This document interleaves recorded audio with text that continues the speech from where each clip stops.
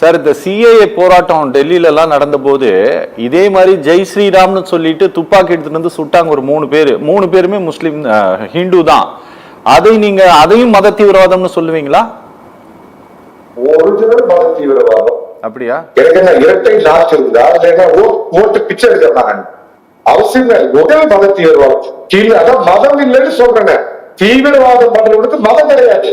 அவன் மனிதனே இல்லை, அவன் மனித பிறவியே கிடையாது. அவன் இந்துவா இருந்தாருன்னா, முஸ்லிமா இருந்தா, கிறிஸ்தவனா இருந்தா, பௌத்தனா இருந்தா, வேற ஒரு ஜெகனா இருந்தாருன்னா அவனுக்கு மதமே கிடையாது. ஆனா இங்க ஒரு குறிப்பிட்ட மதத்தினர், அந்த மதத்துல இருக்கிற சில அயோக்கிய பசங்க தீவிரவாதத்தில் ஈடுபட்டு அதை ஒரு மாதிரி சொல்றதோ, அதுக்கு அப்படியே தடவி கொடுக்கறதோ, எவனாவது பைத்தியக்கார கிழக்கு பிடிச்ச அந்த இந்து பேரை சொல்லிட்டு தெரியல சில பேர் பண்றது மட்டும் பூராகரமாக்கி பழைய காலத்தை பார்த்தாயா, அந்த பார்த்தாயா, இதை பார்த்தாயா அப்படின்னு இதுக்கு எல்லாம் விடிவு காலம் போறது.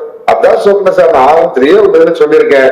என்னைக்கு நீங்க மைனாரிட்டி அப்பீஸ் பண்ணிட்டு உங்க கையில எடுத்து நீங்க ஒரு வாக்கு எடுத்தீங்களோ அதுக்கு எதிர்ப்பினை இன்னைக்கு இந்த பாஜக என்ன பண்ணுது, எல்லா மாநிலத்திலயும் ஹிந்து எல்லாத்தையும் போலரைசேஷன் பண்றாங்க. ஹிந்து வாக்கு வங்கி அவங்க உருவாக்குறாங்க. நீங்க பண்றதுக்கு பதில் கிடையாது.